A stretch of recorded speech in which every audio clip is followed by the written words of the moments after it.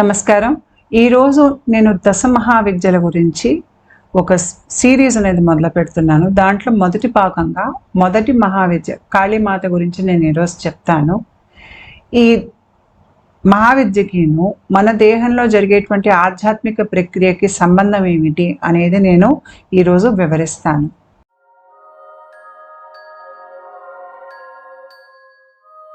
ఇక్కడ మీకు దశ మహావిద్య రూపాలు అనేవి కనిపిస్తున్నాయి. ఈ 10 రూపాలు ఏమిటి అంటే కాళి, తార, త్రిపుర సుందరి, భువనేశ్వరి, భైరవి, చిన్నమస్త, ధూమావతి, బగలాముఖి, మాతంగి, ఇంకా కమలాత్మిక. ఈ దశ మహావిద్యలు అమ్మవారి 10 శక్తి రూపాలు. ఈ రూపాలకి మంత్రాలు అనేవి ఉంటాయి. ఆ సాధన చేయొచ్చు. దీంట్లో మనం ఏ ఒక్క సాధన చేసినా కూడా చాలా త్వరితగతిలో, అంటే ఈ రూపాల్లో ఎంత శక్తి ఉంటుందంటే మీరు ఒక రూపం సాధన చేసినా కూడా మనసు పెట్టి శ్రమ పెట్టి చేస్తే మీకు 1 లేదా 2 జీవిత కాలాల్లో మోక్షాన్ని ఇవ్వగలిగేటువంటి సాధనలు ఈ దశ మహావిద్య సాధనలు. అయితే ఈ 10 రూపాలు అమ్మవారి వివిధ శక్తికి చిహ్నాలు. ఈ అన్ని రూపాల్లోనూ మన దిగువ అహంకార స్థితి నుంచి పై స్థాయి చైతన్య స్థితికి తీసుకెళ్ళగలిగేటువంటి శక్తి అన్ని రూపాల్లోనూ ఉంటుంది. ఈ రూపాల్లో జ్ఞానం ఉంటుంది, విద్య అనేది ఉంటుంది. అందుకనే మహావిద్యలు. ఈ విశ్వంలో ఉన్నటువంటి శక్తి ఎన్నో రూపాలుగా మనకి దర్శనమిస్తూ ఈ దశ మహావిద్యల్లో తంత్ర పద్ధతుల్లో మనం ఆధ్యాత్మికంగా ఎదగటానికి, బ్రహ్మజ్ఞానాన్ని పొందటానికి, మనలో ఉన్నటువంటి దిగువ స్థాయి అహంకార పూరిత నిర్మాణాలని, అంటే ఆధ్యాత్మిక నిర్మాణాలని, లేదంటే సూక్ష్మ స్థాయిలో మన లోపల ఉన్నటువంటి దిగువ స్పందనకి సంబంధించినటువంటి భావోద్వేగాల్ని, పశుతత్వాన్ని అధిగమించటానికి మనం అమ్మవార్ల రకరకాల రూపంలో ఏదో ఒక రూపాన్ని మనం కొలిచి మనలో ఉన్నటువంటి పశుతత్వాన్ని మనం పోగొట్టుకొని మనం ఒక దివ్యాత్మగా మారగలిగేటువంటి శక్తి, ఆ వరం మనకి ప్రసాదించగలిగేటువంటి శక్తి ఈ రూపాల్లో ఉంటుంది. ఈ రూపాలు మీకు ఇహానికి పరానికి సంబంధించినటువంటి అన్ని మీ కోరికలు ఏవైతే ఉన్నాయో అవి తీర్చగలిగే శక్తి ఈ రూపాల్లో ఉంటుంది. అయితే ఇందులో నేను ఈరోజు మొదటి దశ మహావిద్య అయినటువంటి కాళీ రూపం గురించి మాట్లాడతాను. అయితే ఈ రూపాలకి సంబంధించినటువంటి ఒక కథ ఉంది. ఆ కథ ఏమిటి అంటే, దక్ష ప్రజాపతి అంటే పార్వతీదేవి తండ్రి ఒక యజ్ఞం తలబెట్టి అల్లుణ్ణి అంటే శివుణ్ణి దానికి పిలవరు. వాళ్ళని అవమానించే రీతిగా వాళ్ళకి పిలుపు అనేది పంపించరు. పంపించకపోయేసరికి పార్వతీదేవి బాధపడుతుంది, తండ్రి తనకి పిలుపు పంపించలేదని. అయినా కూతురికి పిలుపు అవసరం లేదు, నా భర్తని ఎందుకు పిలవలేదు అని నేను వెళ్ళి యజ్ఞంలో మా నాన్నని అడుగుతాను అని పార్వతీదేవి శివుడితో అంటుంది. అప్పుడు శివుడు వెళ్ళటానికి అనుమతి ఇవ్వరన్నమాట. వెళ్ళొద్దు, మనకి పిలుపు లేనప్పుడు మనకు వెళ్ళకూడదు, అది మర్యాద కాదని చెప్తారు. అయితే పార్వతీదేవికి అప్పుడు ఆగ్రహం వస్తుంది. వచ్చి మామూలుగా పార్వతీదేవి రూపం మనకి ఎలాంటి రూపం అంటే సౌమ్యమైనటువంటి రూపం, అంటే ఒక ఇల్లాలికి ఉండాల్సినటువంటి స్వభావాలు ఉండి ఒక సౌమ్యమైనటువంటి రూపం అక్కడ పార్వతీదేవి రూపంలో మనకు కనిపిస్తుంది. అయితే పార్వతీదేవి శివుడు వెళ్ళవద్దు అని అన్నందుకు ఆగ్రహంలో ఆవిడలోంచి 10 శక్తి రూపాలు బయటికి వస్తాయి. అంటే ఇక్కడ పార్వతీదేవి ఏం చెప్తోంది అంటే, నేను ఈ సౌమ్య రూపమే కాదు, నాలో ఎంతో శక్తి చైతన్యం ఇన్ని రూపాలుగా వ్యక్తం అవుతోంది, నేను స్వతంత్రాల్ని అన్నట్టుగా ఈ 10 రూపాలని ఆవిడలోంచి ఆవిడ వ్యక్తం చేస్తారు. శివుడు ఎటు పరిగెడితే అటు ఒక రూపం వచ్చి అడ్డు నిలుస్తుంది. ఆఖరికి శివుడు పార్వతీదేవికి వెళ్ళే అనుమతి ఇస్తారనమాట. అది ఈ కథ. ఈ కథలోంచే మీకు అమ్మవారి 10 రూపాలు అనేవి మీకు వస్తాయి. ఇందులో మనం ఏ రూపమైనా కూడా సాధన చేస్తే ఆ సాధన మనల్ని ఆధ్యాత్మిక పురోగతి వైపు, మోక్షం వైపు తీసుకెళ్తుంది. మీరు సాధన చేయకున్నా కూడా కొన్ని దశల్లో మీకు ఈ దశ మహావిద్యాలకి సంబంధించినటువంటి, అంటే ప్రతి ఒక్క రూపానికి కొన్ని సిమ్టమ్స్ అనేవి ఉంటాయి. అవి మన ప్రక్రియలో ఏ దశలో మనం అవి అనుభవిస్తాము, ఏ రకంగా ప్రక్రియ అవుతున్నప్పుడు మన లోపల ఈ రూపాలు మనకి గోచరిస్తాయి అనేది కూడా మనకి మామూలుగా మన దేహంలో ఆధ్యాత్మిక ప్రక్రియ జరిగినప్పుడు కూడా మీకు ఈ రూపాలు కనిపిస్తాయి. కొంతమందికి అయితే ఈ దశమహావిద్య రూపాల్లో ఏదో ఒక రూపంతో వాళ్ళకి ఏదో అనుబంధం ఉన్నట్టు, అప్పుడప్పుడు వాళ్ళే ఆ దేవతా రూపంలో ఉన్నట్టుగా వాళ్ళకి గోచరిస్తుంది. ఇదంతా ప్రక్రియలో భాగమే. అయితే ఈరోజు మొదటి విద్య అయినటువంటి నేను కాళీమాత గురించి మాట్లాడతాను. అయితే దశమహావిద్యల గురించి మాట్లాడేటప్పుడు నేను విద్యల గురించి ఎలా చెప్పదలుచుకున్నానంటే, ధృవాలు మామూలుగా ఏంటంటే మనకి ఏదైనా ఒక జీవిత నాటకం జరగాలి అంటే ఆ నాటకం జరగడానికి ఒక వేదిక కావాలి. ఆ వేదిక కావాలి అంటే ఆ వేదికకి ఏర్పరచుకోవటానికి ఆ వేదికకు ధృవాలు కావాలి, అంటే ఒక స్థానం కావాలి. మీకు స్థానం తీసుకున్నట్టయితే మనకి ఉత్తర ధ్రువం, దక్షిణ ధ్రువం అంటే నార్త్ పోల్, సౌత్ పోల్, పైన కింద, ఇవన్నీ ధృవాలు. ఇవి లేకపోతే మీకు ఈ జగత్తు అనే నాటకం ఆడటానికి అక్కడ జాగానే ఉండదు. అంతా బిందువులోకి వెళ్ళిపోతుంది. అక్కడ బిందువులో మనకి జీవితం అనే నాటకం అక్కడ నడవదు. ఆ బిందువులోంచి ముందు ఒక రేఖ అనేది బయటకు వస్తుంది. ఆ రేఖ ఇటు అటు కొనసాగి ఒక పక్కన ఉత్తర ధ్రువం, ఒక పక్కన దక్షిణ ధ్రువం అవుతుంది. తర్వాత కింద పైన మళ్ళీ వేరు వేరు ధ్రువాలు ఏర్పడతాయి. అప్పుడు మీకు ఒక స్థానం అనేది వస్తుంది, ఒక 3 డైమెన్షనల్ స్ట్రక్చర్ అనేది వస్తుంది మీకు అక్కడ.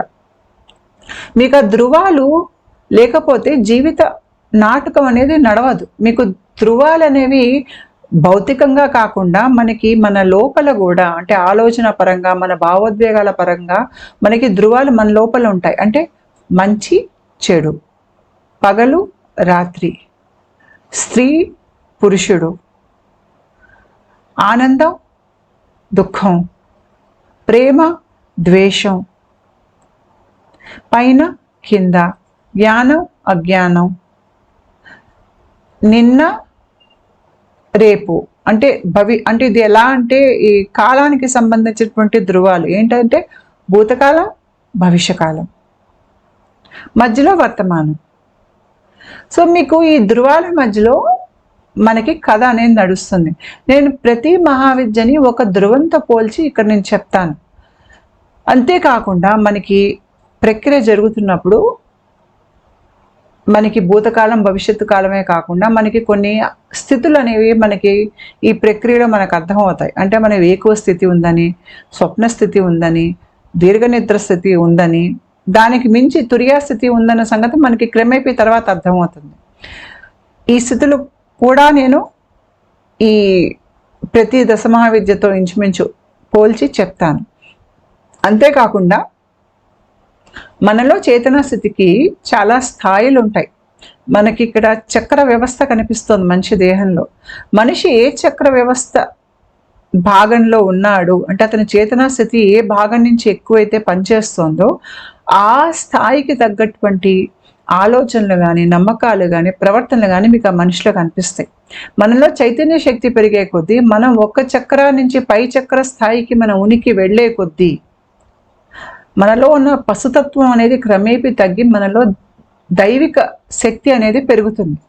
మనం ఏ చేతనా స్థితి నుంచి మనం జీవిస్తే, అంటే పై స్థాయి చేతనా స్థిత లేదంటే దిగువ స్థాయి చేతనా స్థిత అనే దాన్ని బట్టి మన ప్రవర్తన అనేది మారిపోతూ ఉంటుంది. మన ప్రవర్తనలు, మన అలవాట్లు, మనం ఆలోచించే విధానం మనవి కాదు. అది ఆ స్థాయి చేతనా స్థితి నుంచి వచ్చేటువంటి ప్రవర్తనలు, ఆలోచనలు, నమ్మకాలు మనకే కాదు ఎవరికైనా కూడా. వాళ్ళు పై స్పందనకి వెళ్ళారనుకోండి, అప్పుడు వాళ్ళు ఆలోచించే విధానం, ప్రవర్తించే విధానం అక్కడ ఉన్నటువంటి చేతనా స్థితిని వాళ్ళు వ్యక్తపరుస్తున్నారు. కాబట్టి మనతో పాటు మన సమాజంలో చుట్టూ చాలామంది మనం ఇక్కడ రకరకాల స్థాయిల్లో బ్రతుకుతున్నాం. అందుకనే మీకు పై స్థాయి చేతనా స్థితిలో బ్రతికే వాళ్ళకి, దిగువ స్థాయి చేతనా స్థితితో బ్రతికే వాళ్ళకి మధ్యలో స్నేహం అనేది, ఇచ్చిపుచ్చుకోవటం అనేది జరగటం చాలా కష్టం అవుతుంది. ఎందుకంటే ప్రవర్తనలు భిన్నంగా ఉంటాయి, ఆలోచించే విధానం భిన్నంగా ఉంటుంది. ఇది మనం అర్థం చేసుకోవాలి. అంతేకాకుండా మనం చుట్టూ చూసేది ఏమైనా కూడా అది శక్తి స్వరూపమే, అది మనం అర్థం చేసుకోవాలి. ఇక్కడ మనకి మన జీవాత్మ చుట్టూ కోశాలు అనేవి ఇక్కడ ఉన్నాయి. జీవాత్మ అంటే ఏంటి అంటే మనం పరమాత్మని గనక పెద్ద వెలుగు అంటే అందులోంచి వేర్పడిపోయినటువంటి ఒక చిన్న చిన్న వెలుగు రేణువే మనం. అంటే మన సహజ గుణం ఏమిటి అంటే వెలుగు. మనలో జీవాత్మ వెలుగు. ఆ జీవాత్మ చుట్టూ కోశాలు అనేవి ఏర్పడతాయి. ఎందుకంటే మనం బయట భూమి మీద జీవితాన్ని అనుభవించాలి అంటే, మనల్ని మనం తెలుసుకోవాలి అనుకున్నట్టయితే మనకు ఒక వేదిక కావాలి. మనకి ఈ మనలో ఉన్నటువంటి ఈ చైతన్యానికి ఒక వాహనం కావాలి. ఆ వాహనం ఏంటి అంటే ఈ 5 కోశాలు. ఈ 5 కోశాలు ఇక్కడ ఏదైతే కనిపిస్తున్నాయో ఇవంతా శక్తి నిర్మించినటువంటి కోశాలు. మీకు మధ్యలో ఉన్నటువంటి వెలుగుతున్నటువంటి ఆ ఓంకారమే మీ జీవాత్మ అనుకుంటే ముందు మీకు ఆనందమయ కోశం వస్తుంది. అది మీరు పై స్థాయి ఆధ్యాత్మిక స్థితుల్లో మీరు ఆనందం పొందుతారు, అది ఆనందమయ కోశం. తర్వాత విజ్ఞానమయ కోశం అంటే మీ థాట్ బాడీ, ఆలోచనలు ఇక్కడి నుంచే వస్తాయి, జ్ఞానం ఇక్కడి నుంచే వస్తుంది. తర్వాత మనోమయ కోశం, ఇక్కడ మీ భావోద్వేగాలు ఉంటాయి, కోపం, దుఃఖం, ఈర్ష్య అన్నీ ఇక్కడి నుంచే వస్తాయి. ప్రాణమయ కోశం అంటే మీ చక్రాలు ఉన్నది, కుండలిని ఉన్నది ఇక్కడే, నాళ్ళు ఉన్నవి. తర్వాత అన్నమయ కోశం అంటే మీ భౌతిక దేహం. అయితే మీరు మధ్యలో ఉన్నటువంటి జీవాత్మ తీసేసి మిగతా కోశాలన్నీ చూసారంటే అవన్నీ శక్తి నిర్మాణాలు. అంటే ఏ శక్తి నిర్మాణాలు అయితే మీరు ఇందాక బొమ్మలో చూసారో అది మీకు మీ జీవితంలో ఏ రకంగా అనుభవంలోకి వస్తుందంటే బయట చూసే లోకం సమస్తం చెట్లు కానీ, జంతువులు కానీ, మనుషులు కానీ, మీకు ఇల్లు కానీ అంతా శక్తి నిర్మాణాలు అవి. అంతేకాకుండా మీ ఆలోచనలు, మీ భావోద్వేగాలు, మీరు అనుభవించే కోపం, దుఃఖం అంతా శక్తి నిర్మాణమే. పై స్థాయిలో మీరు అనుభవించేటువంటి ఆనందస్తులు కూడా శక్తి నిర్మాణమే. ఇదంతా లోకమంతా శక్తిమయం, అది మీరు అర్థం చేసుకోవాలి. అయితే ఇక్కడ నేను కాళీమాతకి సంబంధించినటువంటి మొదటి దశమహావిద్య గురించి మాట్లాడుతున్నాను. కాళీమాత మనలో సూచించేది ఏంటి అంటే ప్రతి మనిషి పుట్టాల్సిందే, పుట్టిన తర్వాత గిట్టక తప్పదు. అంటే పుట్టుక చావు ఈ రెండింటి మధ్యలో నడిచే కథే జీవిత కథ. మనం పుడుతున్న దగ్గర నుంచి మనం చస్తూనే ఉంటాం. అంటే ఒక రకంగా మన దేహంలో కణాలు రోజు చనిపోతూనే ఉంటాయి, మళ్ళీ కొత్త కణాలు పుట్టుకొస్తూనే ఉంటాయి. అంటే ఒక స్థాయిలో మనం రోజు చనిపోతున్నాం, తిరిగి మళ్ళీ పుడుతున్నాం. కానీ మనకి భూమి మీద జీవితం మొదలుపెట్టినప్పుడు మనకు ఒక శరీరం అనేది వస్తుంది. ఆ శరీరం కొన్నేళ్ళు భూమి మీద బ్రతికి ఉండి తర్వాత శరీరం అంతరించిపోతుంది. ఈ బ్రతికిన నాళ్ళు అంటే 60, 70, 80 ఏళ్ళు అవ్వచ్చు. ఈ బ్రతికిన నాళ్ళు మనం అహంకార ముసుగులో బ్రతికి ఉంటాము. అంటే అహంకారంలో మనం బ్రతికి ఉన్నప్పుడు ఈ దేహం మనం అనుకునే భ్రాంతిలో ఉంటాము. తర్వాత బయట చూసింది ప్రతిదీ నమ్ముతాము, మంచి చెడు అని అన్నిటినీ వేరు చేసి చూస్తాము, సుఖానికి దుఃఖానికి చెలిస్తాము, మంచి విషయాలన్నీ కావాలనుకుంటాం, చెడు విషయాలన్నీ తిరస్కరిస్తాము. ఇవన్నీ అహంకార ముసుగులో మనం చేస్తాం. ఇలా చేస్తున్నప్పుడు మనం కర్మలు మూటగట్టుకుంటున్నాం, జనన మరణ చక్రాల్లో కూరుకుపోయి ఉంటున్నాం. అహంకారాన్ని అధిగమించే ప్రయత్నమే ఆధ్యాత్మిక సాధన. అయితే ఇక్కడ నేను చెప్పాను ఇందాక ధృవాలుగా నేను ఒక్కొక్క రూపాన్ని వర్ణిస్తాను అని. ఇక్కడ ధృవాలు అంటే పొలారిటీ. ఈ ధృవాలు కాళీమాత సూచించేవి ఏంటి అంటే భూతకాలం, భవిష్యత్తు కాలం. కాల అంటేనే సమయం. కాళీమాత సమయానికి అవతలికి తీసుకెళ్తుంది. ఒక మనిషిని మామూలుగా భూతకాలం అని, వర్తమానం అని, భవిష్యత్తు అని బతికే మనిషిని ఆ కాలం అవతలి వైపుకి తీసుకెళ్ళగలిగేటువంటి శక్తి అమ్మవారిది. ఆ కాలం అవతలి వైపుకి వెళ్ళాలి అంటే మన కర్మలు చాలా మటుకు తొలగిపోయి ఉండాలి. మనలో ఉన్నటువంటి ద్వంద్వం, నేను వేరు బయట లోకం వేరు అనేటువంటి ద్వంద్వం ఏదైతే ఉందో దాన్ని తీసేసేటువంటి శక్తి కాళీమాతది. మనలో ఆధ్యాత్మిక చైతన్య స్పందనని అమాంతంగా పెంచేసి మనలో ఉన్నటువంటి అహంకారాన్ని సమూలంగా మన నాశనం చేయగలిగేటువంటి శక్తి అమ్మవారిది. అందుకని చాలా మందికి ఆధ్యాత్మిక ప్రక్రియలో వాళ్ళకి కాళీమాత కలలో వచ్చి వాళ్ళ తల నరికేస్తున్నట్టుగా వాళ్ళ కలలు వస్తాయి. అంతేకాకుండా వాళ్ళ రక్తం తాగేస్తున్నట్టుగా, ఒంటి మీద గాయాలు చేస్తున్నట్టుగా చాలామందికి అమ్మవారు అలా కనిపిస్తారు. ఎందుకు అలా కనిపిస్తారు అంటే, మన రక్తం అంటే మన హార్మోన్స్. మనం ఏ రకంగా ప్రవర్తిస్తాము, మన భావోద్వేగాలు ఏ రకంగా ఉంటాయి, మనకి కోపం వస్తోందా, భయం వేస్తోందా, ఈ కోపం భయం గుప్పిట్లో మనం బ్రతుకుతాం. ఇలా రావడానికి కారణం ఏంటి? మన ఒంట్లో ఉత్పత్తి అయ్యేటువంటి హార్మోన్స్. ఈ హార్మోన్స్ ఎక్కడ ఉత్పత్తి అవుతున్నాయి? మన శరీరంలో రకరకాల గ్రంథులు ఈ హార్మోన్స్ ఉత్పత్తి చేస్తున్నాయి. కానీ రక్తం ఈ హార్మోన్స్ ని వివిధ భాగాలకి చేరుస్తుంది. దాని మూలంగా మనలో కొన్ని ప్రవర్తనలు, పశు ప్రవర్తనలు అనేవి బయటకు వస్తున్నాయి. మీకు జంతువుల ఈర్ష్య ఉంటుంది, మనిషిలోనూ ఉంటుంది. జంతువుల ఆగ్రహం ఉంటుంది, మనిషిలో ఆగ్రహం ఉంటుంది. ఇంకా మనిషికి జంతువుకి తేడా ఏముంది? ఈ ప్రక్రియ ఏం చేస్తుందంటే, మనలో ఉన్నటువంటి ఇలాంటి దిగువ స్పందనకు సంబంధించినటువంటి భావోద్వేగాల్ని తీసేస్తుంది ఒక దశలో. ఆ భావోద్వేగాల్ని తొలగించేస్తున్నప్పుడు, అంటే మళ్ళీ తిరిగి వెనక్కి రాకుండా ఆ భావోద్వేగాల్లో పట్టులోంచి మనల్ని బయటికి అమ్మవారు తీస్తున్నప్పుడు మనలో అప్పుడు అహంకారం తగ్గుతుంది. ఆ దశల్లోనే అమ్మవారు మనకి కళల్లో కనిపిస్తారు. కాళీమాత రూపంలో కనిపించి మన తల నరికేయటము, శరీరంలో వివిధ భాగాల్ని నరికేయటము, రక్తం తాగేస్తూ కనిపిస్తారు. ఇవన్నీ మంచి విషయాలకి సూచన. అహంకారం తగ్గితే మనిషి దివ్యాత్మగా మారుతాడు. అహంకారం ఉన్నంతకాలం మారడు. అందుకనే కాళీమాత చేతిలో మీకు తల మొండం అనేది కనిపిస్తుంది. అంతేకాకుండా కాళీమాత నడుము చుట్టూ మీకు చేతులు కనిపిస్తాయి. ఆ చేతులు ఏంటి? నేను చేస్తున్నాను అనే భావన మనిషిలో ఉన్నంతకాలం ఆ మనిషికి కర్మ అంటుతుంది. మీకు ఆ కర్మ అంటే అర్థం ఏంటి? ఏదైనా ఒక పని చేస్తూ నేను చేస్తున్నాను, నేను ఒకరిని ఉన్నాను అనే భావనతో మనం పని చేస్తున్నప్పుడు కర్మ అనేది మనకు అంటుతుంది. ఎప్పుడైతే మనం కర్మ చేసేటప్పుడు నేను చేస్తున్నాననే భావన కాకుండా ఇది దేవుడు నా ద్వారా చేయించేటువంటి ఈ ఒక కృత్యం అనుకుని మీరు చేసినట్టయితే దాని కర్మ మీకు అంటదు. దానికి వచ్చే చెడు కానీ మంచి కానీ మీకు అంటదు. కర్మ ఫలం అనేది అంటకపోయేసరికి ఇంకా మీకు జనన మరణ చక్రాల్లో కూరుకునేటువంటి పరిస్థితి అక్కడ ఉండదు.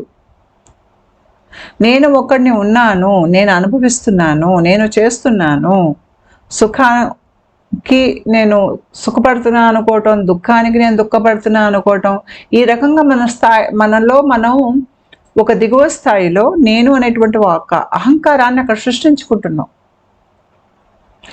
ఆ అహంకారమే జనమన్న చక్రాల్లో మన కిందకి లాగుతుంది. నేను చేస్తున్నాననే భావన పోయిందనుకోండి, ఇంకా మనకి మనం చేసే పనులకి మనకి చెడు కానీ మంచి కానీ మనకు అంటదు. ఒక రకంగా మనలో వైరాగ్యం వచ్చేస్తుంది. ఆ వైరాగ్య భావాన్ని మనలో పెంపొందించగలిగేటువంటి శక్తి కాళీమాత. అందుకనే ఆవిడ నడుము చుట్టూ చూసారంటే తెగిన చేతులు కట్టి ఉంటాయి. అంటే కర్మల్ని నేను తీసేసుకుంటాను, ఆ కర్మ నేను చేస్తున్నాననే భావన ఏదైతే మనలో ఉందో అది ఆవిడ తీసేస్తోంది. అందుకే ఆ రూపం అలా ఉంటుంది. అయితే అమ్మవారు మరి మన దేహంలో ఎక్కడ ఉన్నారంటే, ఒకటి కాలానికి అవతలు ఉన్నారు. అంటే మనకి కాలాన్ని అవతల అంటే ఇక్కడి నుంచి పైకి వెళ్ళేటప్పుడు కాలానికి అవతల వైపు వెళ్తాం, సమాస్థితులు మొదలవుతాయి మనకి. అమ్మవారు ఇక్కడ ఉంది అని అనుకోవచ్చు. మనలో భయాన్ని జయించేటువంటి శక్తి అమ్మ ఇస్తుంది కాబట్టి కొంతమంది ఏమంటారంటే మూలాధారంలో ఉందంటారు. కానీ మనం అన్నిటినీ సాక్షి మాత్రంగా చూడగలిగేటువంటి శక్తి మనకి గుండెల్లో ఉంటుంది. ఇక్కడ చక్రాల్లో ఉంటుంది. ఇక్కడ మనకి అంటే మనం సుఖానికి దుఃఖానికి చలించకుండా వైరాగ్య భావంతో మనం బయట లోకాన్ని చూడగలిగి కాలం గుప్పెట్లో బతకకుండా, కాలం ఒక పరిధి దాటి మనం బ్రతుకుతాం చూడండి, దాంట్లోంచి బయటకు వచ్చేసరికి అక్కడికి మన ఇక్కడ యాక్టివిటీ ఎక్కువైపోతుంది. కాబట్టి అమ్మవారు ఇక్కడ ఉందని కూడా మనం అనుకోవచ్చు. అయితే ఒక మామూలు మనిషి కాలాన్ని ఎలా చూస్తాడు అంటే ఒక రేఖలాగా చూస్తాడు. నిన్న ఇలా జరిగింది, ఇప్పుడు ఇలా అవుతోంది, రేపేం జరుగుతుందో అంటే వాళ్ళు కాలాన్ని ఒక రేఖలాగా చూస్తున్నారు. వాళ్ళు ఆ రేఖలానే చూస్తారు కాలాన్ని. ఎందుకు అలా చూస్తారు అంటే మన మెదడు రెండుగా విభజన చెంది ఉంటుంది. అంటే కుడి వైపు మెదడు, ఎడం వైపు మెదడు. ఆ కుడి ఎడమ మెదళ్ళ మధ్యలో పెద్దగా అంత కనెక్షన్స్ ఉండవు. మామూలు మనిషికి ఏంటంటే ఉండాల్సినంత ఉంటాయి. తర్వాత మొత్తం బ్రెయిన్ సెంటర్స్ కూడా తెరుచుకుని ఉండవు. మన మొత్తం బుర్రలో పట్టుమని ఒక 3-4% కూడా వాడట్ల, మిగతాది మూసుకుపోయింది. అంటే ఇది ఆధ్యాత్మిక ప్రక్రియ మొదలు కాని మనిషి ఒక్క బుర్ర ఎలా ఉంటుంది. కుడి ఎడమ వేరుగా ఎక్కువగా పనిచేస్తున్నాయి కాబట్టి వాటి మధ్యలో కనెక్షన్స్ ఆధ్యాత్మికంగా జాగృతి అయ్యాక ఎంత ఎక్కువగా మనలో కనెక్షన్స్ అయిపోతాయో రెండు మెదళ్ల మధ్యలో, అంత ఇక్కడ ఉండదు. కాబట్టి వీళ్ళు ఎలా చూస్తారు లోకాన్ని అంటే నేను వేరు లోకం వేరు, ద్వంద్వం. తర్వాత ఇక్కడ ఏమవుతుందంటే వీళ్ళు కాలాన్ని చూసేటప్పుడు నిన్న, లేదంటే భూతకాలం, వర్తమానం, భవిష్యకాలం అని కాలాన్ని చూస్తారు వాళ్ళు. వాళ్ళకి కాలం ఒక రేఖలాగా ఇలాగ ముందుకు వెళ్తున్నట్టుగా తోస్తుంది వాళ్ళకి. వాళ్ళ జీవిత అనుభవాలు కూడా అలాగే ఉంటాయి. అయితే మనకి ఆధ్యాత్మిక ప్రక్రియ అయ్యాక ఏమవుతుందంటే ఒక స్థాయి మన లోపల ప్రక్రియ మొదలై ముందుకెళ్ళాక మనం కాలాన్ని ఒక రేఖలాగా చూడం. మనం ఇక్కడ మన కాలాన్ని చూసే విధానం మారిపోతుంది, అనుభవించే విధానం మారిపోతుంది. పై స్థాయిలో మనం అంటే ఇక్కడి నుంచి బ్రతుకుతున్నప్పుడు మనం ఇంకా భూతకాలం అని, వర్తమానం అని, భవిష్యకాలం అని చూడం మన జీవితాన్ని. ఇక్కడ మన జీవితాన్ని చూసే విధానం ఏంటి అంటే వేకువ స్థితి, స్వప్నస్థితి, సుషుప్తి అంటే దీర్ఘ నిద్రావస్థ, తురియాస్థితి. మనకి ఈ 4 స్థితులు అర్థమవుతాయి. ఇప్పుడు మనం బయట లోకాన్ని చూసేటప్పుడు లోకాన్ని మనం పగలు రాత్రి నిన్న మొన్న అని చూడం. ఇక్కడ చూసే విధానం ఏంటి అంటే వేకువ స్థితి, స్వప్నస్థితి, దీర్ఘ నిద్ర స్థితి, తురియా స్థితి. తురియా అంటే సాక్షి మాత్రంగా ఈ 3 స్థితుల్ని చూడగలిగేటువంటి శక్తి తురియాస్థితి. అది ఇక్కడి నుంచి వస్తుంది. ఆ మార్పు మనలో వస్తుంది. దాని మూలంగా ఏమవుతుందంటే మనం ఇప్పుడు అంతక్రితం మనకి ఆధ్యాత్మిక జాగృతి జరగని క్రితం మనం ఏదైతే ఒక రేఖలాగా కాలాన్ని చూసామో, ఆధ్యాత్మిక జాగృతి మనలో జరుగుతున్నప్పుడు మనం కాలాన్ని ఏ రకంగా చూస్తాం అనేది మారిపోతుంది. ప్రక్రియలో ఒక స్థాయికి వెళ్ళాక మీకు ఎలా అనిపిస్తుంది అంటే కాలం రేఖలా లేదు, ఇట్లా చుట్టుకుని ఉంది అన్నట్టుగా అనిపిస్తుంది. దానికి కారణం ఎందుకు అంటే ఈ ప్రక్రియలో భాగంగా మన సబ్కాన్షియస్ మైండ్ తెరుచుకుంటుంది. తెరుచుకునేసరికి ఏమవుతుందంటే మనకి స్వప్నస్థితి పెరిగిపోతుంది. మన సబ్కాన్షియస్ మైండ్లో ఉన్నదంతా బయటికి రావటం మొదలవుతుంది. ఆ అనుభవాలు అక్కడ మనకి జరిగేటువంటి ప్రక్రియ విధానం బట్టి కాలం రేఖలా లేదు. కాలం ఎలా ఉంది అంటే మనం కాలంలో ముందుకి వెనక్కి వెళ్ళగలుగుతాం. వెళ్ళి కర్మని మనము రెండు వైపులా కర్మని మనం మూసేసుకుంటున్నాం. అంటే ఆ ముళ్ళు అనేవి ఏదైతే మీకు ముడి వేయకపోతే మళ్ళీ ఇంకో జన్మెత్తాల్సి వస్తుందో అన్ని కర్మ తాలూకు రుణాలు తీర్చేసుకుని ఆ ముళ్ళు వేసేస్తున్నాం అనమాట. మళ్ళీ ఆ కర్మ రుణాలు మనకు అంటకుండా. అది ఎలాగో నేను చెప్తాను. ఇలా మనకి జరుగుతున్నప్పుడు కాలం మనకి ఈ రకంగా గోచరిస్తుంది. అయితే మన లోపల ఉన్నటువంటి జీవాత్మ ఇక్కడ, అది పరమాత్మకి జీవాత్మకి తేడా లేదు. పరమాత్మ ఓ పెద్ద వెలుగు అయితే అందులోంచి మనం తెగిపడిపోయిన ఒక చిన్న వెలుగు కణం మనం. ఆ వెలుగు ఒకటే, మన వెలుగు పరమాత్మ వెలుగు ఒకటే. అయితే నేను ఉన్నానన్న సంగతి నాకు ఎలా తెలుస్తుంది అంటే నా లోపల ఉన్నటువంటి వెలుగు వలన నేను ఉన్నానన్న సంగతి నాకు తెలుస్తుంది. మనకి బయట లోకం ఉందని మనకి ఎలా తెలుస్తుంది? బయట లోకంలో వెలుగు ఉంటేనే బయట లోకంలో మీకు ఆ వెలుగులో మీకు జ్ఞానం అనేది వస్తుంది. మీ ఒంట్లో ఉన్నటువంటి కర్మేంద్రియాలు కానీ జ్ఞానేంద్రియాలు కానీ, అంటే మీ చూడటం, వినటం, స్పర్శ, మీ కాళ్ళు చేతులు కదలటం, మీరు పని చేయటం, ఇవన్నీ ఉంటాయి కదా. ఇవన్నీ మీరు ఎక్కడ చేస్తున్నారు? బయట లోకంలో చేస్తున్నారు. బయట లోకం ఉందని మీకు ఎలా తెలుసు? అక్కడ వెలుగు పడుతోంది కాబట్టి మీకు తెలుసు. ఒకవేళ మీ చుట్టూ చీకటి ఉంది, బయట లోకమే లేదు, మీరు మొత్తం చీకట్లో ఉన్నారు అంటే సరే చుట్టూ లోకం లేదు అనుకుందాం. అప్పుడు మిమ్మల్ని మీరు ఎలా తెలుసుకుంటారు? మిమ్మల్ని మీరు తెలుసుకోవడానికి అవకాశం లేదు. మిమ్మల్ని మీరు తెలుసుకోవాలి అంటే ఇంకొకళ్ళతో మీరు ఇంటరాక్ట్ అయితేనే మీకు తెలుస్తుంది. లోకంతో మీరు ఇచ్చిపుచ్చుకోవటం అనేది, లోకంలో మీరు బ్రతికినప్పుడే మీరేంటో మీకు తెలుస్తుంది. ఒక రకంగా మీ జీవితంలో మనుషులు, బయట లోకం మీ లోపల తత్వానికి వాళ్ళు అవి ప్రతిబింబిస్తున్నాయి మీకు బయట విషయాలు. ఒకవేళ బయట లోకమే లేదనుకోండి, మనమే ఉన్నాం అనుకోండి, అప్పుడు మనం ఉన్నాం మనకి ఎలా తెలుస్తుంది? మన లోపల వెలుగు వలన నేను ఉన్నానన్న సంగతి నేను గ్రహిస్తాను. అయితే మనం ఆధ్యాత్మికంగా ఎదుగుతున్నప్పుడు ఈ వెలుగు మనలో చాలా ఎక్కువగా పెరిగిపోతుంది సాధన వలన. ముఖ్యంగా మీరు దశమహావిద్య సాధన చేశారనుకోండి, 1 లేదంటే 2 జీవిత కాలాల్లో మీ లోపల వెలుగు విపరీతంగా ఎక్కువైపోతుంది. మన లోపల వెలుగు పెరిగిపోయే కొద్దీ మన బ్రెయిన్ సెంటర్స్ తెరుచుకుంటాయి, మనకి సబ్కాన్షియస్ మైండ్ తెరుచుకుంటుంది. ఏదైతే ఒక మామూలు మనిషి మెదడు ఒక 2-3% వాడతాడో, ఇప్పుడు మనం ఇంచుమించు మొత్తం 100% మెదడు మనకి తెరుచుకుంది. మనం మొత్తం వాడుతున్నాం. వాడటం మూలంగా మనకి మన గత జన్మలు మనకు గుర్తుకొస్తాయి. మన లోపల మన సబ్కాన్షియస్ మైండ్లో మన ప్రవర్తనలు కానీ, ఆలోచనలు కానీ, నమ్మకాలు అన్నీ మన వెలుగులో చూసుకోగలుగుతాం. ఈ వెలుగు ఎక్కడి నుంచి వచ్చింది? మన లోపల నుంచి వచ్చినటువంటి వెలుగు. మనలో వెలుగు పెరిగే కొద్దీ మనం స్వస్థత వైపు వెళ్తాం. మన లోపల దిగువ స్థాయి అహంకార పూరిత నిర్మాణాలు, ఆలోచనలు, నమ్మకాలన్నీ తొలగిపోతాయి. ఇలా అవుతున్నప్పుడు ఏమవుతుందంటే మనం కాలాన్ని చూసే విధానం మారిపోతుంది. మనం ఇప్పుడు కాలాన్ని ఒక గీతలాగా లేదంటే ఒక రేఖలాగా చూడం. ఇక్కడ మనం భూతకాలం అని, వర్తమానం అని, భవిష్యత్తు అని, ఒక మామూలు మనిషి ఏదైతే బాధపడతాడో మనం ఆ రకంగా ఆలోచించాం. ఈ రకంగా కాలాన్ని వేరేగా చూడగలిగేటువంటి శక్తి మనకి కాళీమాత నుంచి వస్తుంది. కాలాన్ని హరించగలిగేటువంటి శక్తి ఆవిడ శక్తి. అయితే మనకి ఏమవుతుందంటే ఈ ప్రక్రియలో భాగంగా మనకి సబ్కాన్షియస్ మైండ్ తెరుచుకుంటుంది. తెరుచుకునేటప్పుడు మనకి సింక్రానిసిటీస్ వస్తాయి, మనకి కళలు అనేవి ఎక్కువైపోతాయి.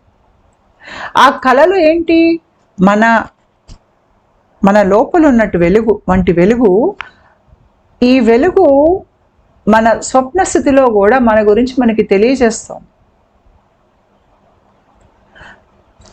మీరు ఎందుకు వెలుగు ఎక్కువ అవుతుంది, కాలం ఎందుకు మీకు వేరేగా గోచరిస్తుంది ప్రక్రియ జరుగుతున్నప్పుడు అంటే, అది మీకు అర్థం కావాలి అంటే మీరు ముందు కర్మల గురించి తెలుసుకోవాలి. కర్మలో రకాలు ఉంటాయి. ఒకటి సంచిత కర్మ, ఇంకోటి ప్రారబ్ధ కర్మ, ఇంకోటి ఆగామి కర్మ. సంచిత కర్మ అంటే ఏంటి అంటే మనం ఎన్నో జన్మాల బట్టి మనం చేసిన మంచి అవ్వచ్చు, చెడు అవ్వచ్చు, అది మన అకౌంట్లోకి వెళ్తుంది. ఇది కారణ దేహంలో ఉంటుంది. కారణ దేహం ఏంటి అంటే ఇందాక నేను చూపించేటువంటి ఆనందమయ కోశం ఉంది చూడండి, అదే కారణ దేహం. అయితే ఆ సంచిత కర్మలో అంటే టోటల్ కర్మలో మనం కొంత తీసుకుని, కొంత మంచి కొంత చెడు తీసుకుని ఈ జన్మలో పుడతాం. అంటే మనకి సంచిత కర్మ 100 చెడు 100 మంచి ఉందనుకోండి, మనం దాంట్లో ఒక 20 మంచి ఒక 30 చెడు తీసుకుని ఈ జీవితంలో పుడతాం. పుట్టినప్పుడు అది మన ప్రారబ్ధ కర్మ అవుతుంది. అంటే మనం ఈ జన్మలో మనం అనుభవించాల్సినటువంటి కర్మ. అయితే ఆ కర్మ ఉన్నంతకాలం మన జీవితకాలం ఉంటుంది. ఆ కర్మ అయిపోయిందనుకోండి, మన జీవితం అనేది అయిపోతుంది. ఇంకా మన భూమి మీద ఇంకొక క్షణం కూడా ఉండం మనం. మనకి ఆధ్యాత్మిక జాగృతి లేదంటే కుండలిని జాగృతి మన దేహంలో జరిగినప్పుడు ఏమవుతుందంటే, ముఖ్యంగా కుండలిని జాగృతంలో మనకి కారణదేహం మన ఫిజికల్ బాడీలో ఎక్కడుంది అంటే సుషుమ్న నాడి లోపల మీకు చాలా నాళ్ళు ఉంటాయి. సుషుమ్న నాడి లోపల వజ్రనాడి ఉంటుంది, వజ్రనాడి లోపల చిత్రయ నాడి ఉంటుంది, చిత్రయ నాడి లోపల బ్రహ్మనాడి అనేది ఉంటుంది. ఆ బ్రహ్మనాడి మీకు మూలాధారంలో కింద మొదలయ్యి ఇక్కడికి వచ్చి ఆగుతుంది. ఆ బ్రహ్మనాడిలో అదే కారణదేహం. అక్కడ కింద ఒక పేలుళ్లాగా అవుతుంది కుండలిని జాగృతమైన వాళ్ళకి. ఆ అగ్ని మొత్తం బ్రహ్మనాడిలోంచి పైకి ఎగదోసుకుంటూ పైకి వస్తూ ఈ సంచిత కర్మ ఏదైతే బ్రహ్మనాడిలో ఉందో దాన్ని దగ్ధం చేసేస్తుంది. అలా పేలి పైకి వస్తూ ఆ బ్రహ్మనాడిలో ఉన్నటువంటి కర్మనంతా బయటికి తొలగించేస్తుంది. తొలగించేసేటప్పుడు ఆ మనిషికి తీవ్రమైనటువంటి ఒక నొప్పిలాగా వస్తుంది, మనిషికి ముందు షాక్ లాగా వస్తుంది, ఒళ్ళు కాలుతుంది లోపల ఇది అవుతున్నప్పుడు. అంతేకాకుండా ఒంట్లోంచి ఏదో నల్ల పదార్థం వెళ్ళిపోతున్నట్టుగా 3వ కంట్లో, ఆ తర్వాత 3-4 రోజులు ఒంట్లోంచి ఏదో నల్ల పదార్థం వెళ్ళిపోతున్నట్టుగా కనిపిస్తుంది అన్ని వైపుల నుంచి. అంటే ఇదేంటి, సంచిత కర్మ దగ్ధమైపోయింది. సంచిత కర్మ దగ్ధమైపోతే ఇంకా జన్మ అనేది ఉండదు తర్వాత. ఇప్పుడు ఈ యోగికి మిగిలింది ప్రారబ్ధ కర్మ పూర్తి చేసుకోవటమే. ఈ ప్రారబ్ధ కర్మ ఉన్నంతకాలం ఆ మనిషి బ్రతికుండాలి. అయితే ఈ స్థాయికి యోగికి ఏమవుతుందంటే తను చేసే కర్మలు తనవి కాదు అని అనుకుంటాడు. అంటే తను మామూలుగా పనులు చేస్తున్నాడే తప్ప ఈ మనిషిలో దిగువ స్థాయి అహంకారానికి సంబంధించినటువంటి నేను అనేటువంటి ఆ ఉనికి తొలగిపోయింది. కాబట్టి ఈ మనిషి ఏం పని చేసినా అది భగవంతుడు ఒక చర్యగా చేస్తాడు కాబట్టి అన్నిటినీ భగవంతుడికే సమర్పిస్తాడు కాబట్టి మంచి చెడు ఇంకా ఈ మనిషి కర్మ అంటదు కాబట్టి వాళ్ళకి మిగిలి ఉన్నటువంటి శేషం ఏదైతే ప్రారబ్ధ కర్మ ఉందో అది పూర్తి చేసేసుకుంటే ఆ యోగికి తర్వాత ఇంకా జనమరణ చక్రాలు అనేవి ఉండవు. అదే టాప్ డౌన్ అవేకనింగ్ లో ఏమవుతుందంటే ఈ సంచిత కర్మ పూర్తిగా దగ్ధం కాదు. టాప్ డౌన్ అవేకనింగ్ లో వాళ్ళకి ఆధ్యాత్మిక జాగృతి జరిగి ప్రక్రియ మొత్తం పూర్తయ్యాక ప్రారబ్ధ కర్మ ఉండేటంత కాలం వాళ్ళు ఉంటారు భూమి మీద. ఆ తర్వాత వాళ్ళు మిగతా సంచిత కర్మ ఏదైతే ఉందో వాళ్ళ గురువుల ఆధ్వర్యంలో, అంటే అది శంబాల అని సిద్ధాశ్రమ అని అక్కడికి వెళ్తారు. మిగతా కర్మ అక్కడ తొలగించుకుంటారు వాళ్ళు. ఇది సంచిత కర్మ, ప్రారబ్ధ కర్మ. అంతేకాకుండా మనకి ఆగామి కర్మ అనేది ఉంటుంది. ఆగామి కర్మ అంటే ఈ రోజు నేను ఏదైతే పని చేస్తున్నాను అనేటువంటి ఒక ఉద్దేశంతో చేస్తున్నప్పుడు మనకి ఆగామి కర్మ అంటే తర్వాత జన్మకి మనం ఇక్కడ కర్మ అంటించుకుంటున్నాం. నేను చేస్తున్నాను, నాది, నేను అనుకున్నప్పుడు మనం కర్మ తీసుకుంటున్నాం. ఇది మనం పోయాక తిరిగి సంచిత కర్మకు యాడ్ అవుతుంది మనం ఎంత కర్మ తీసుకున్నాం అనేది. అది ఒక మామూలు మనిషి జీవితాన్ని బ్రతుకుతున్నప్పుడు, కాలాన్ని ఒక రేఖగా చూస్తున్నప్పుడు, భూతకాలం అని, వర్తమానం అని, భవిష్యత్తు కాలం అని వీళ్ళకి ఆగామి కర్మ కూడా వాళ్ళు సృష్టించుకుంటున్నారు. నేను చేస్తున్నాను, నేను అనుభవిస్తున్నాను అనే ఆలోచనలో. కానీ మనకి ఆధ్యాత్మిక జాగృతి అవనివ్వండి, కుండలిని జాగృతం అవనివ్వండి, మనకి ఏమవుతుందంటే నేను చేస్తున్నాను అనే ఒక ఆలోచన కరిగిపోతుంది మనలో. నేను అనేది కరిగిపోతుంది. దానివల్ల ఏమవుతుందంటే ఆగామి కర్మ అనేది వీళ్ళకి అంటకపోయేసరికి వాళ్ళు ప్రారబ్ధ కర్మ ఒకటి అనుభవించినంత కాలం, అది ఉన్నంత కాలం వాళ్ళ భూమి మీద ఉంటారు. అది ఏ క్షణమైతే అది అంతరించిపోతుందో వాళ్ళు ఇంకా భూమి మీద ఉండదు, ఇంకా ఆస్కారం ఉండదు. వాళ్ళు తర్వాత కాంతి లోకాలకి లేదంటే సిద్ధాశ్రమకి వెళ్ళిపోతారు వాళ్ళు. సో ఇది మన కర్మలు. అయితే ఈ మామూలు మనిషి ఎవరైతే నేను వేరు, లోకం వేరు అని అనుకుంటారో వాళ్ళకి ఆగామి కర్మ కూడా ఉంటుంది. ఎందుకంటే వాళ్ళని వాళ్ళు చూసుకుంటున్నారు, నేను చేస్తున్నాను, నేను అనుభవిస్తున్నాను అనుకుని. అయితే ఇక్కడ మనం అర్థం చేసుకోవాల్సింది ఏంటి అంటే, నేను ఇందాక చెప్పాను, ఆధ్యాత్మిక ప్రక్రియ మనిషి దేహంలో జరుగుతున్నప్పుడు ఆ మనిషి కాలాన్ని చూసే విధానం మారిపోతుంది. అది ఎలా చూస్తాడు మనిషి అంటే ఈ రకంగా అతనికి అనుభవంలోకి వస్తుంది. ఇక్కడ మీకు ఒక చుట్టు లోపల ఇంకో చుట్టు ఆ రకంగా చుట్టుకున్నట్టుగా కాలం ఉంది. ఇలా కాలం చుట్టుకుని ఉంది కాబట్టి మీరు ఈ కాలంలో ఏ మెట్టు మీద నించున్నా పైనున్న మెట్టుని మీరు ముట్టుకోగలుగుతారు, కింద ఉన్నటువంటి మెట్టును ముట్టుకోగలుగుతారు. ఇప్పుడు ఇక్కడ మధ్య మెట్టులో మీకు 11 అని రాస్తుంది. పై మెట్టు మీద కూడా 11 ఉంది, దాని కింద మెట్టు మీద కూడా 11 అనేది ఉంది. అంటే ఇక్కడ మీరు కాలాన్ని రేఖలా చూడట్లేదు. ఇప్పుడు ఇదే మీరు రేఖలా గీశారనుకోండి, ఒక 11 ఇక్కడ ఉంటే ఇంకో 11 ఇంకెక్కడో ఇంకో మూల ఉంటుంది. అప్పుడు మీరు దాన్ని అందుకోలేరు. అయితే ఇక్కడ మధ్య మెట్టు మీద ఉన్న 11 కనుక మీ వర్తమానం అనుకోండి, పై మెట్టు మీద ఉన్న 11 మీ భవిష్యత్తు అనుకోండి, కింద మెట్టు మీద ఉన్నటువంటి 11 మీ గడిచిపోయినటువంటి కాలం అనుకోండి. అప్పుడు మీరు ఈ మధ్య మెట్టు మీద నుంచుని మీరు పైన జరగబోయేటువంటి భవిష్య కాలానికి సంబంధించినటువంటి విషయాలు మీరు ఇక్కడే చూస్తారు. కింద కాలం 11లో జరిగిపోయినటువంటి విషయాలకు సంబంధించినటువంటివి కర్మ రుణాలు మీరు ఇక్కడ మధ్య మెట్టు మీద నించుకుని వాటిని అక్కడే మీరు ఆ కర్మక్షయం చేసుకుంటారు. అంటే ఇక్కడ ఏంటి, మీరు కాలంలో ముందుకు వెనక్కి వెళ్తున్నారు. కాలాన్ని ఇక్కడ రేఖలా చూడట్లేదు. ఈ కాలంలో ముందు వెనక్కి వెళ్ళటం ఎక్కడ జరుగుతుంది మీకంటే, చాలా మటుకు మీరు నిద్రావస్థలో ఉన్నప్పుడు మీకు ఇక్కడ కళలు అనేవి ఎక్కువైపోతాయి.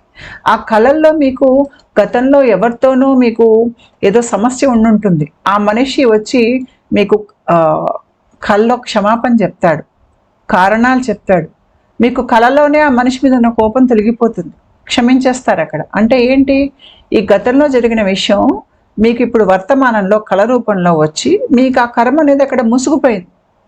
ఆ విషయం అక్కడితో ఆగిపోతుంది. ఇంకా మళ్ళీ ఇంకో జన్మెత్తన అవసరం లేదు మీరు ఆ మనిషి మీద కోపాన్ని తీర్చుకోవడానికి.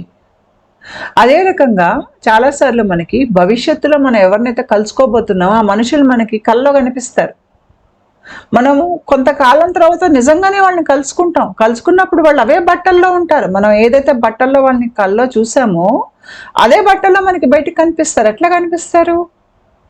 ఆ జరగబోయే భవిష్యత్తుని మీరు ముందే మీ స్వప్న స్థితిలో చూశారు. లేదు అంటే మీకు అది తలలోకి దర్శనాలుగా, మీకు తర్వాత జరగబోయే విషయాలు మీకు ఆలోచనలుగా, దర్శనాలుగా మీకు ముందే వచ్చేస్తాయి వేకో స్థితిలోనే. ఇక్కడ ఏమవుతుంది, భూత భవిష్య కాలాలు ఒక దగ్గరకు వచ్చి వర్తమానంలో అవి వాటిని ఖాళీ చేసుకుంటున్నాయి.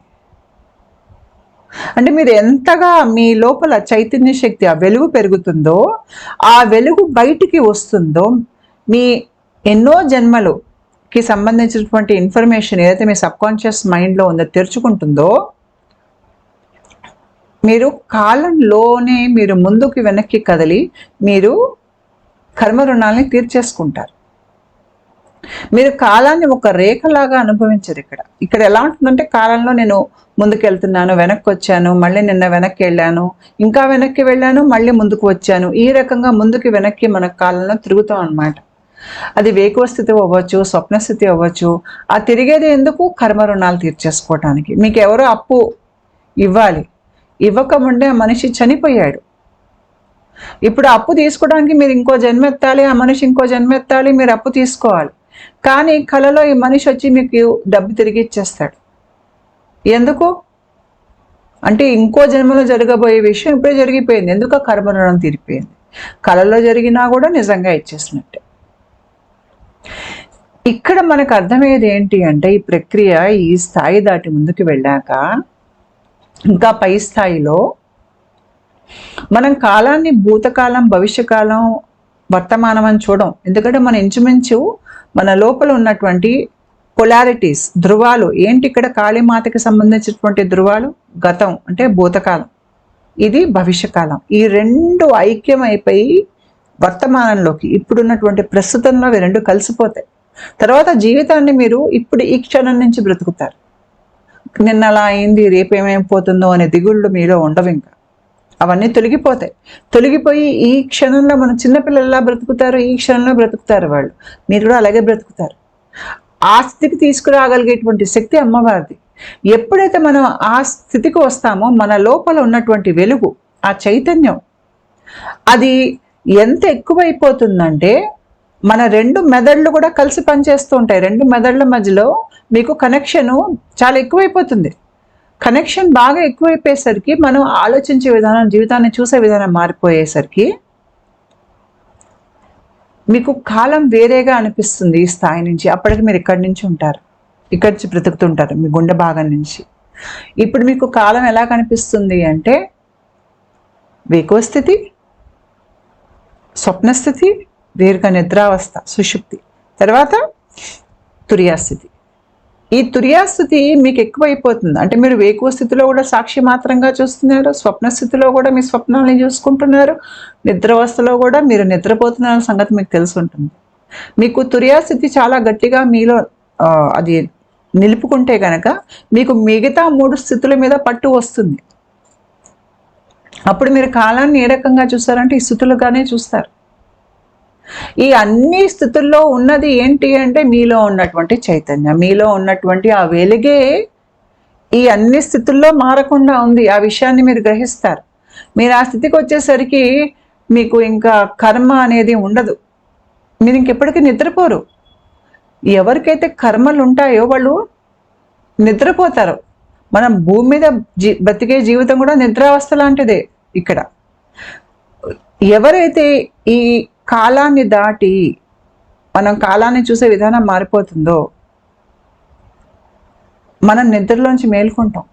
నిద్రలోంచి మేలుకొని మన లోపల ఉన్నటువంటి వెలుగు తేజస్సు పెరిగేసరికి ఆ వెలుగు తేజస్సులో మనకి మన లోకాన్ని చూసే విధానం మారిపోతుంది. కాబట్టి మనం నిలకడగానే ఉన్నాము ఈ అన్ని స్థితుల్లో. అంటే మన లోపల వెలుగు పెరిగేసరికి మనకి అంత స్పష్టంగా కనిపిస్తోంది. ఇప్పుడు మనం ఇప్పుడు నిద్రలోకి జారుకోవట్లేదు, మనం పూర్తిగా వేకువ స్థితిలోకి వచ్చేసరికి మనకు అర్థమయ్యేది ఏంటి అంటే ఆ వేకువ స్థితిలోనూ స్వప్న స్థితిలోనూ, అంటే ఇక్కడ స్వప్నస్థితి దీర్ఘ నిద్రస్థితి అంటే శరీరం నిద్రపోతుంది, ఆ మనిషిలో ఉన్న చైతన్యం జాగృతమై ఉంది, ఆ మనిషి నిద్రపోవట్లేదు.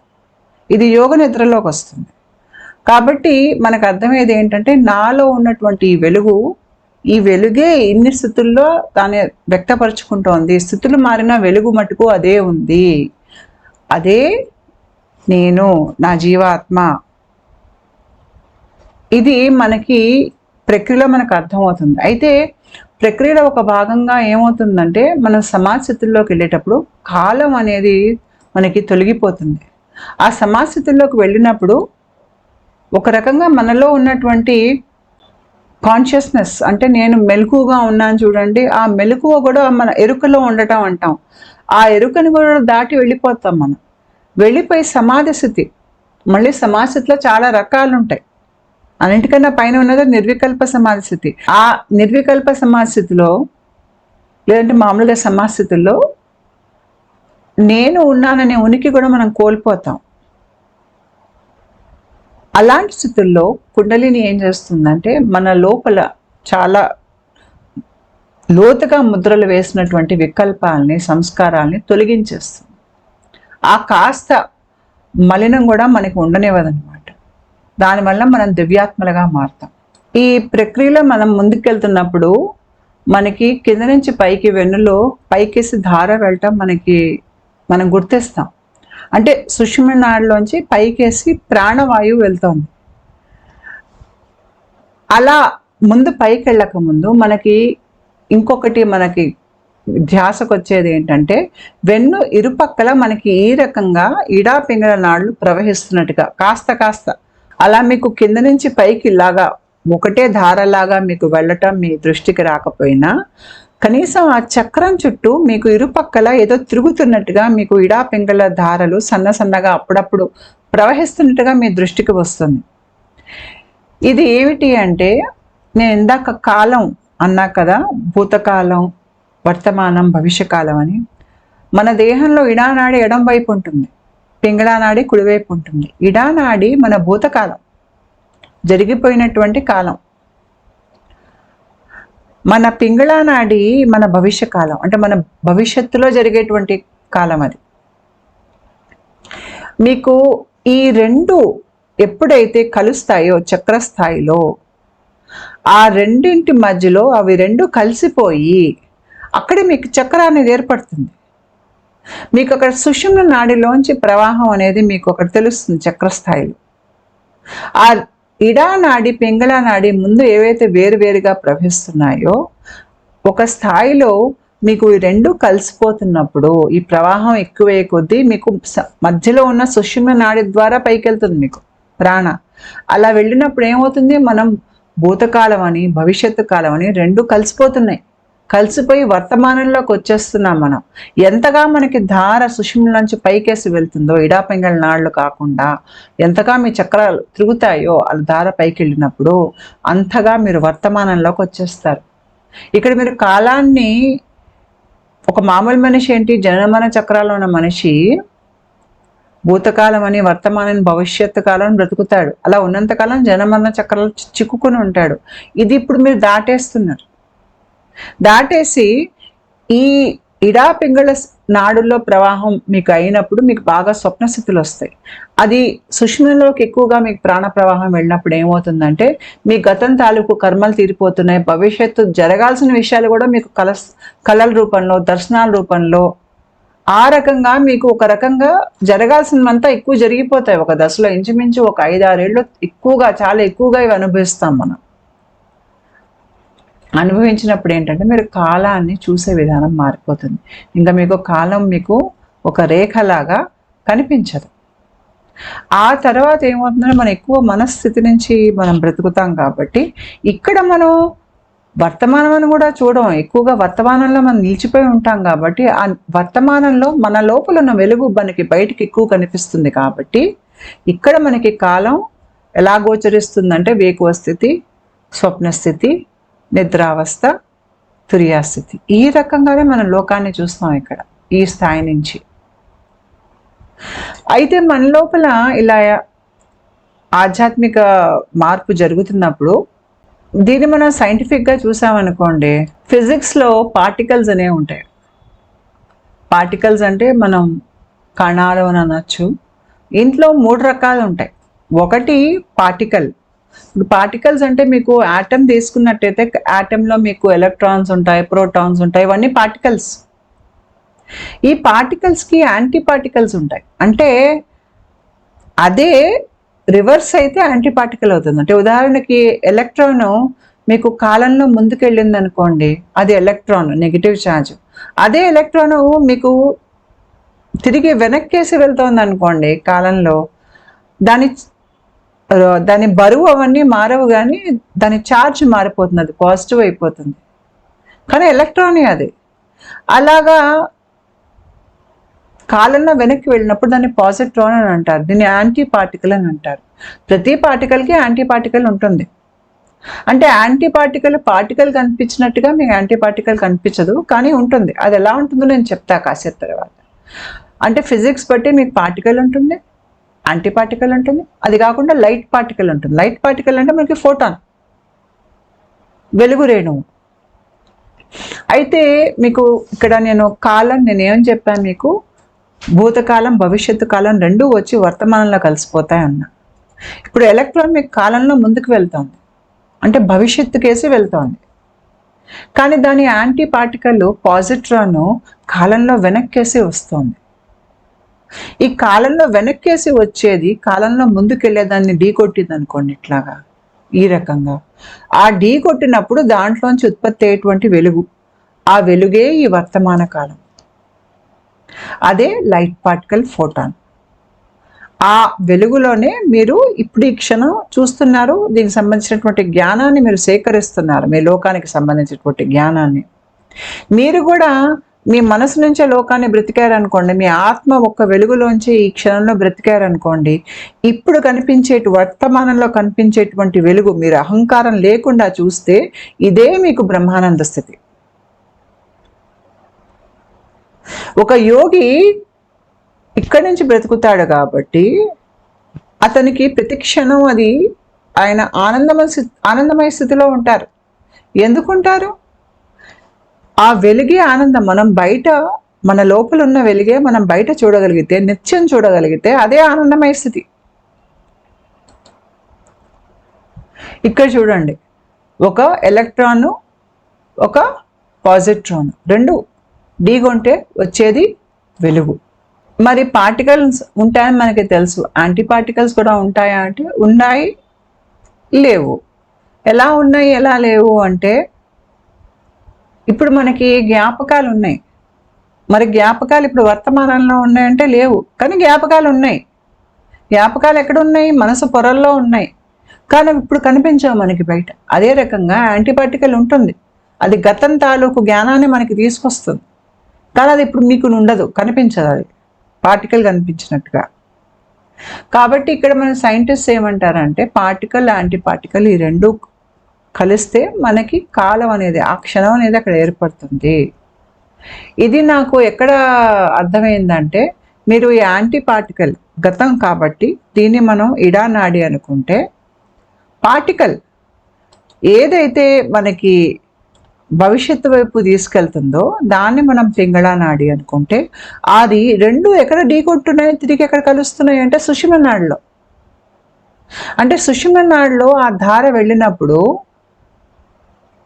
మనకేమవుతుందంటే కాలాన్ని అధిగమించగలిగేటువంటి స్థితికి మనం అక్కడికి వస్తున్నాం.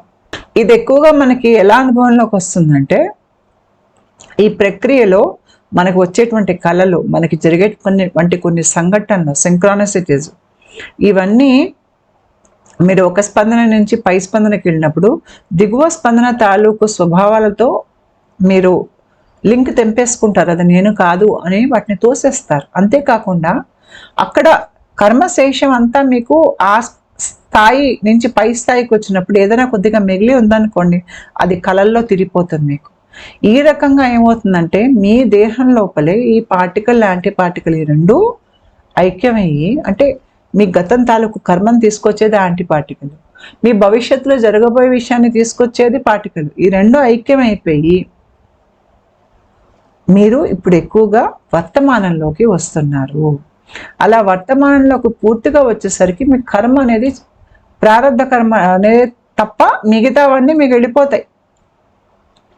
ఇంకా మీ జ్ఞాపకాలకి మీ మీద పట్టు ఉండదు, మీకు రేపు ఏం జరుగుతుందనే భయం ఉండదు, చావు భయం కూడా ఉండదు. చివరికి మీరు ఇంకా దేన్ని పట్టించుకోరు. మీకు ఎటు చూసినా ఈ విశ్వం అంతా ఒక అమ్మవారి ఒక లీలలా కనిపిస్తుందే తప్ప ఇంకా అక్కడ మీకు ఏం కనిపించదు. ఎటు చూసినా మీకు అమ్మవారే కనిపిస్తారు, అంతా సర్వం శక్తిమయం అన్నట్టుగానే కనిపిస్తుంది. అలా కాలాన్ని అధిగమించగలిగేటువంటి శక్తి, మన చేతనా స్థితిని గబగబా పెంచగలిగేటువంటి శక్తి, ఇది కాళీమాత శక్తి.